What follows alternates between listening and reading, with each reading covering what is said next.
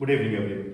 जैसे कि आपको पता ही है कि मार्च की 4 तारीख को आपका फिजिक्स का सीबीएसई का एग्जाम है, तो मैंने एक शॉर्ट वीडियो तैयार की है। 15 मिनट में सारे ग्राफ 1 से लेके 14 चैप्टर जो फिजिक्स के हैं उसके सारे इंपॉर्टेंट ग्राफ आपको कराऊंगा। एक बार देख लेना, पेपर पॉइंट ऑफ व्यू से ये बहुत ज्यादा इंपॉर्टेंट है। 3-4 ग्राफ आपको डायरेक्ट मिल जाएंगे। नाउ मैं स्टार्ट करता हूँ।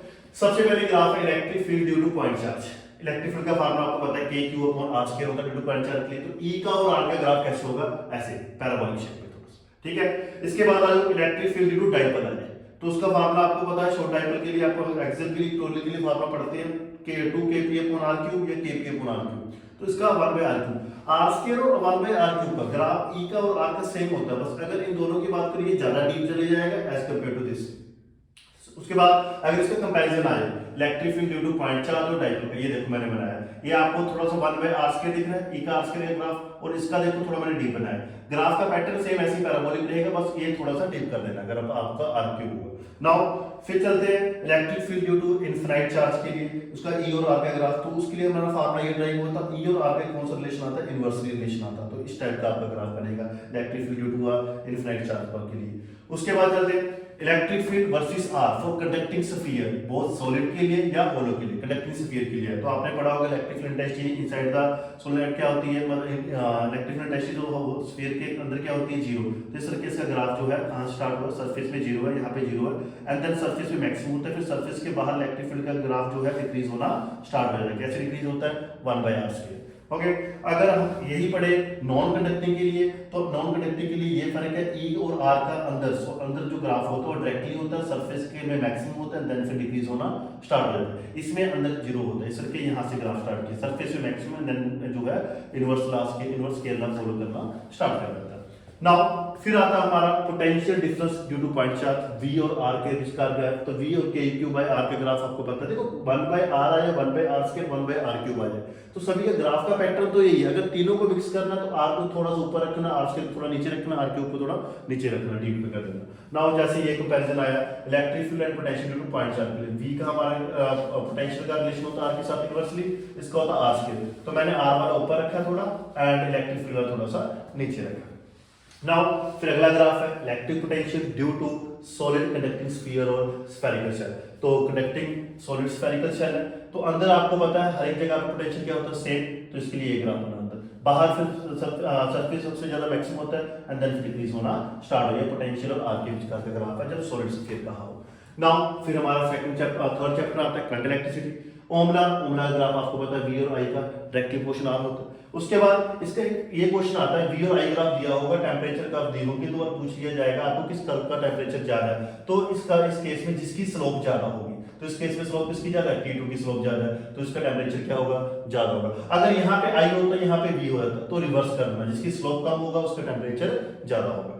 सिमिलरली ये क्वेश्चन ऐसे ही बन के आ सकता है कि VI ग्राफ है, 2 रेजिस्टेंस है, विच वायर हैज मोर रेजिस्टेंस। तो यहाँ पे भी जिसकी स्लोप ज्यादा है उसकी रेजिस्टेंस क्या होगी? ज्यादा होगी। ठीक है, ये आपका जो है चैप्टर फर्स्ट और चैप्टर सेकंड और चैप्टर थर्ड के ग्राफ है। नाउ मैं नेक्स्ट आगे बढ़ाता हूं।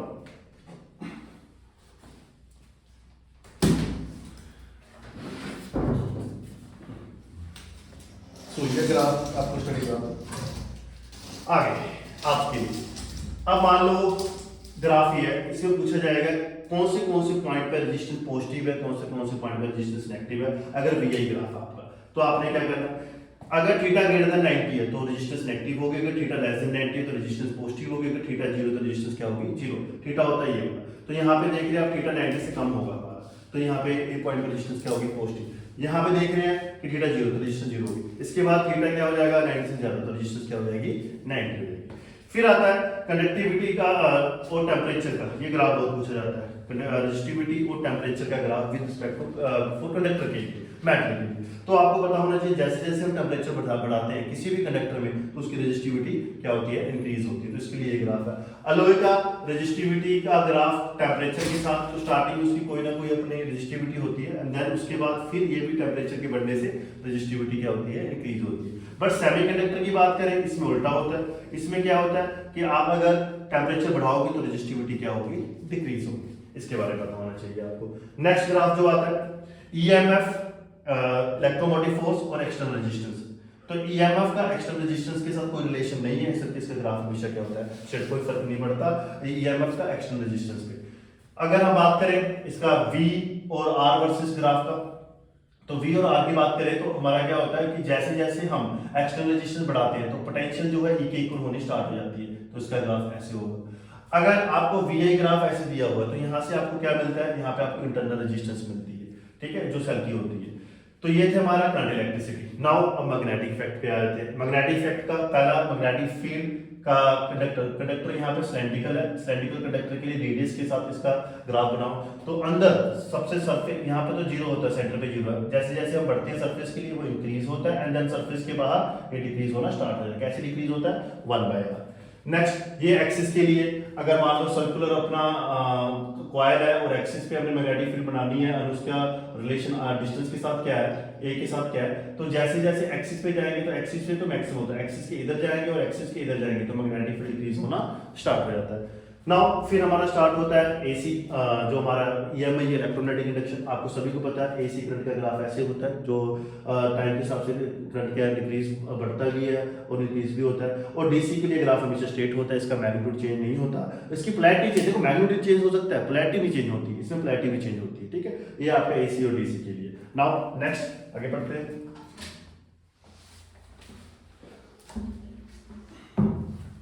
फिर आगे चलते हैं हम। अगर ये भी ग्राफ बहुत इंपॉर्टेंट है, कैपेसिटिव रिएक्टेंस का ग्राफ बनाना है हमारे, कैपेसिटिव रिएक्टेंस का, ये लिखा कैपेसिटिव रिएक्टेंस वर्सेस फ्रीक्वेंसी। तो कैपेसिटिव रिएक्टेंस का जो फार्मूला है 1/c ओमेगा, ये ऐसे हम लिख सकते हैं 1/c 2π न्यू। फ्रीक्वेंसी के साथ इसका क्या रिलेशन है, इनवर्सली, तो ये ऐसे बनता है, ठीक है। फिर इंडक्टिव रिएक्टेंस का फ्रीक्वेंसी के साथ क्या रिलेशन, सीधा आ रहा है, तो आपको पता होना चाहिए एक्सएल का फार्मूला क्या है, 2π न्यू एल, तो न्यू एल, तो फ्रीक्वेंसी का इसका रिलेशन जो है रिएक्टेंस के साथ डायरेक्टली है, तो इसके ग्राफ ये बना है। उसके बाद एलसीआर सर्किट पे ये बहुत पूछा जाता है, जब रेजोनेंस फ्रीक्वेंसी होती है, रेजोनेंस फ्रीक्वेंसी का मतलब है जब करंट मैक्सिमम होगा तो वहां पे इंपेडेंस सबसे मिनिमम होगा, इंपेडेंस क्या होगा, मिनिमम। ये इंपेडेंस वर्सेस आपका रेजोनेंस फ्रीक्वेंसी ग्राफ है, तो जहां पे रेजोनेंस फ्रीक्वेंसी होगा वहां पे करंट मैक्सिमम होगा, करंट मैक्सिमम होगा तो ऑब्वियस इंपेडेंस जो है मिनिमम होगा, क्योंकि इंपेडेंस क्या होती है, रेजिस्टेंस। और उसके बाद चाहे इधर जाओगे चाहे इधर जाओगे फिर इंपेडेंस बढ़नी स्टार्ट हो जाएगी। अगर इसका उल्टा देखा जाए, करंट वर्सेस फ्रीक्वेंसी, तो आपका रेजोनेंस फ्रीक्वेंसी पे करंट क्या होगा, मैक्सिमम, एंड देन उसके बाद इधर जाओगे तो फिर करंट क्या होना स्टार्ट हो जाएगा, डिक्रीज होना स्टार्ट हो जाएगा। नाउ अब आता है 5th चैप्टर, जिसमें हम पढ़ते हैं propagation of EM waves. EM waves कैसे चलती है, इसका ग्राफ भी पूछा जा सकता है। अगर मान लो इलेक्ट्रिक फील्ड एक्स एक्सिस में है, मैग्नेटिक फील्ड वाई एक्सिस में है, तो प्रोपगेशन जो ईएम वेव्स की होगी वो किस एक्सिस में होगी, जेड एक्सिस। ये इलेक्ट्रिक फील्ड मैग्नेटिक फील्ड बनाएगी, मैग्नेटिक फील्ड इलेक्ट्रिक फील्ड बनाएगी, इलेक्ट्रिक फील्ड मैग्नेटिक फील्ड बनाएगी। अगर ये एक्स में है, ये वाई में है, तो इलेक्ट्रोमैग्नेटिक वेव्स किस डायरेक्शन में चलेगी, हमारी जेड एक्सिस में चलेगी। नाउ अब आता है रे ऑप्टिक्स। रे ऑप्टिक्स में ये आता है हमारा angle of deviation versus incident angle. तो इसका जो ग्राफ होता है, ठीक है ना, तो डेल्टा मिनिमम कब होता है, जब I इक्वल टू E हो। मिनिमम डेविएशन कब होती है, जब एंगल ऑफ इंसिडेंस इसके इक्वल हो जाए एंगल ऑफ इमर्जेंस। एंड इसके बाद क्या होगा, मिनिमम डेविएशन बढ़ेगी इधर भी, अगर इधर जाओगे तो भी मिनिमम डेविएशन क्या होगी, इंक्रीज होगी। बस ओनली इस कंडीशन में मिनिमम डेविएशन क्या होती है, मिनिमम होती है जब I किसके इक्वल हो जाता है, E के। ओके, नाउ फिर आगे चलते हैं। ये वेव ऑप्टिक्स में ये दो ग्राफ्स बहुत इंपॉर्टेंट है, एक डायफ्रैक्शन के लिए और एक क्या इंटरफेरेंस के लिए। डायफ्रैक्शन की बात करें तो देखो डायफ्रैक्शन सभी के पैटर्न सेम है। डायफ्रैक्शन में ये तो होता क्या है कि इंटेंसिटी ऑफ लाइट जो है उनका फ्रिंज विड्थ का जो पैटर्न है सेंटर में मैक्सिमम होती है, फिर डिक्रीज होना स्टार्ट हो जाती है। अगर इसका ग्राफ आया इंटेंसिटी वर्सेस एंगुलर पोजीशन, तो आपने ये लिखना 3 λ/d 2 λ/d, ठीक है। अगर इंटेंसिटी वर्सेस पाथ डिफरेंस आया तो आपने ये लिखना है। अगर इंटेंसिटी वर्सेस फेज डिफरेंस आया तो आपने ये ग्राफ बनाना है। पैटर्न सेम है सभी का। पैटर्न में यही है कि यहाँ पे इंटेंसिटी मैक्सिमम होती है, देन फिर इंटेंसिटी क्या होनी स्टार्ट हो जाती है, डिक्रीज होनी स्टार्ट हो जाती है in the case of diffraction single slit. फिर अगर हम बात करें इंटरफेरेंस की, ये इंटरफेरेंस के लिए इंटरफेरेंस की बात करें तो इसमें क्या होता है, आपको पता है इसमें इंटेंसिटी रिमेन क्या रहती है, सेम रहती है, ठीक है। तो इंटेंसिटी का जो फेज डिफरेंस के साथ ग्राफ है वो ये होगा।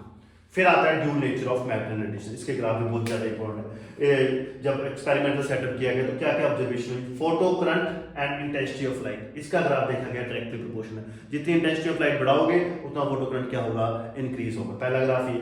दूसरा graph potential versus photo current है। तो क्या होता है, तो हम यहाँ से स्टार्ट करते हैं, जैसे जैसे पोटेंशियल को एक पॉजिटिव देना स्टार्ट करेंगे, इलेक्ट्रॉन मूव करना स्टार्ट करेंगे, तो क्या होगा, करंट बढ़ना स्टार्ट होगा। इसमें फिर क्या होगा, उसके बाद जब एक लिमिट के बाद आप पोटेंशियल देते रहोगे करंट इंक्रीज होना बंद हो जाएगा। That situation is known as a saturation current. अगर मैं नेगेटिव पोटेंशियल दूं उसे, तो क्या होगा कि थोड़ा डिक्रीज डिक्रीज होते होते यहाँ पहुंच जाएगा, एंड एक स्टेज ऐसी आएगी जहां पे करंट क्या हो जाएगा, जीरो हो जाएगा। ठीक है, ये पोटेंशियल वर्सेस फोटो करंट है। नाउ इसके आगे इसकी क्लास जो ग्राफ है वो डिस्कस करते हैं। हाँ, अब इसका ग्राफ ये दो तीन जो है, सबसे पहले अब इसमें क्या फर्क है पोटेंशियल फोटो करंट है, बट इसमें इंटेंसिटी डिफरेंट रखी गई है, फ्रीक्वेंसी सेम रखी। तो देखा गया जब इंटेंसिटी डिफरेंट रखी गई तो ऑब्वियस जिसकी इंटेंसिटी ज्यादा होगी उसका सैचुरेशन करंट भी ज्यादा होगा, क्योंकि इंटेंसिटी और सैचुरेशन करंट का डायरेक्ट रिलेशन है। इसकी इंटेंसिटी ज्यादा सैचुरेशन करंट ज्यादा, इसकी इंटेंसिटी ज्यादा उससे कम तो सैचुरेशन करंट उससे कम, इसका सबसे कम। बट देखा गया सभी का स्टॉपिंग पोटेंशियल क्या आ रहा है, रिमेन सेम। एक तब है जब इंटेंसिटी हमने डिफरेंट की और फ्रीक्वेंसी क्या रखी, सेम। इसका दूसरा नेक्स्ट केस क्या है, फ्रीक्वेंसी डिफरेंट रखती है, इंटेंसिटी सेम। अगर इंटेंसिटी सेम रखेंगे तो ऑब्वियस सैचुरेशन करंट जो है सेम ही आएगा। पर देखा गया जब फ्रीक्वेंसी डिफरेंट रखी सभी का पोटेंशियल चेंज आया, और जिसकी सबसे ज्यादा फ्रीक्वेंसी उसका सबसे ज्यादा नेगेटिव पोटेंशियल आया। ओके, नेक्स्ट फिर उसके बाद इसके विस्तार ग्राफ है स्टॉपिंग पोटेंशियल और फ्रीक्वेंसी का। तो हर एक की कुछ ना कुछ थ्रेशोल्ड फ्रीक्वेंसी होती है, उसके बाद जैसे जैसे फ्रीक्वेंसी बढ़ाओगे स्टॉपिंग पोटेंशियल भी क्या होगा, इंक्रीज होगा। ये किनेटिक एनर्जी वर्सेस फ्रीक्वेंसी का ग्राफ है। ये किनेटिक एनर्जी और इंटेंसिटी कोई आपस में रिलेशन नहीं होता, इसके इंडिपेंडेंट होता है, तो इसके लिए हमेशा ग्राफ स्ट्रेट है। उसके बाद आता है आइंस्टीन इक्वेशन पे ग्राफ आता है। आइंस्टीन इक्वेशन आपको पता है EV नॉट h nu minus h naught है। V इधर चला गया, इसको कंपेयर करो straight line y equals to mx plus c, m हो गया आपका स्लोप, c हो गया आपका ये इंटरसेप्ट। तो इसको ग्राफ पे अगर रिप्रेजेंट करोगे तो ऐसे रिप्रेजेंट करते हैं। ठीक है, ये नीचे लग जाता है ऐसे, यहाँ पोटेंशियल है और यहाँ पे आपका जो है थ्रेशोल्ड फ्रीक्वेंसी, इसका ग्राफ ऐसे बनेगा। फिर आता है de Broglie wavelength. De Broglie wavelength का लैम्डा का किनेटिक एनर्जी के साथ क्या रिलेशन, इनवर्सली, तो ऐसे आया। लैम्डा का पोटेंशियल के साथ 1/v कहा, अगर अकेला v होता तो आपका ऐसे ही बनता, अगर 1/v है तो आपका डायरेक्टली लिखना है। लैम्डा का मोमेंटम के साथ क्या रिलेशन है, तो ये भी इनवर्सली, तो इसका ग्राफ ऐसे आएगा। फिर उसके बाद लैम्डा का v के साथ क्या ग्राफ है, उसका इनवर्सली, तो ये आ गया अपना। फिर आता है आपका सेमीकंडक्टर। सेमीकंडक्टर में सबसे पहले VI ग्राफ पूछा जाता है फॉरवर्ड बायसिंग में। आपको पता है फॉरवर्ड बायसिंग में एक स्टेज में पहले जीरो करंट आता है, फिर इसके बाद एकदम करंट जो है इंक्रीज होना स्टार्ट होता है। That current is known as that voltage is known as knee voltage. I versus V, I medium के लेते हैं यहाँ पे, ये VI कर्व है फॉरवर्ड बायसिंग के लिए। ठीक है, उसके बाद नेक्स्ट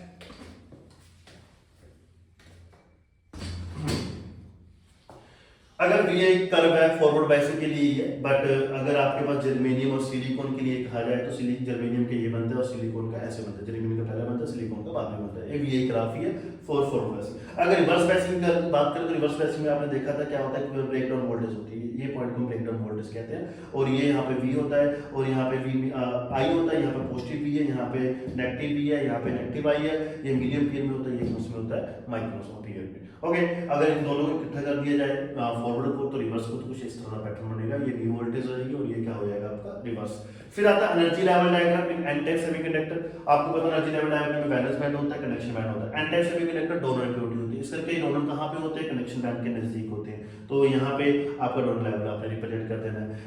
ये डोनर लेवल जो एनर्जी लेवल डायग्राम का ये है, फॉर जर्मेनियम के लिए 0.01 इलेक्ट्रॉन वोल्ट होता है और सिलिकॉन के लिए 0.05 इलेक्ट्रॉन वोल्ट होता है। And then energy level type p type semiconductor, p type आपको पता है सेप्टर इम्प्योरिटीज होती है, इसमें हमारे होल ज्यादा होते हैं, तो ये बैलेंस कंडक्शन बैंड के पास बैलेंस बैंड के पास रहने पसंद करेंगे, तो इसका सेप्टर लेवल यहाँ पे बना देते हैं। ठीक है, और इनका भी ये जो है जर्मेनियम के लिए और सिलिकॉन के लिए सेम होता है। नाउ हाफ वेव रेक्टिफायर आपने पढ़ा, अगर हाफ वेव रेक्टिव हुआ है तो पॉजिटिव हाफ साइकिल में ये हमें आउटपुट मिलती है, नेगेटिव हाफ साइकिल में आउटपुट नहीं मिलती, ये वेव फॉर्म बन के आ सकती है पेपर के लिए। फुल वेव रेक्टिफायर में हमें पॉजिटिव हाफ साइकिल के लिए मिलती है और नेगेटिव हाफ साइकिल के लिए भी हमें जो है आउटपुट मिलती है। फिर ये आता है variation of potential energy with distance. Potential energy का डिस्टेंस के साथ क्या रिलेशन है, तो पोटेंशियल एनर्जी जितनी नेगेटिव होती है उतना ज्यादा मॉलिक्यूल क्या होता है, स्टेबल होता है। एंड इस डिस्टेंस को हम कहते हैं इंटरमॉलिक्यूलर डिस्टेंस। यहाँ पे जीरो फोर्स होगी, अगर यहाँ पे जाएंगे तो ये अट्रैक्टिव फोर्स बनेगी और यहाँ पे जाएंगे रिपल्सिव फोर्स बनेगी, ये इंटरमॉलिक्यूलर सेपरेशन है और ये आपका पोटेंशियल एनर्जी है। ये potential energy versus r graph है।